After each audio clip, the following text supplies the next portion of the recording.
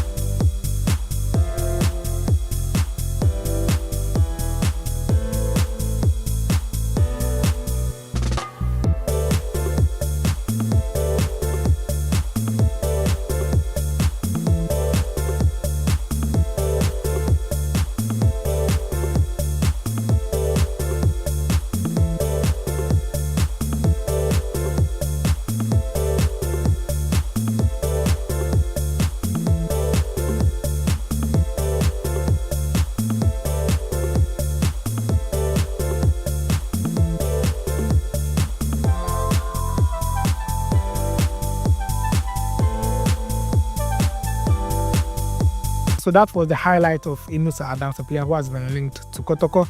He plays for Kotoko'S United. So kindly do what, let me know your thoughts about him. Rate him from 1 to 10 in the comment section. I really appreciate that over there. I'm Augustine once again. I'll see you in the next one.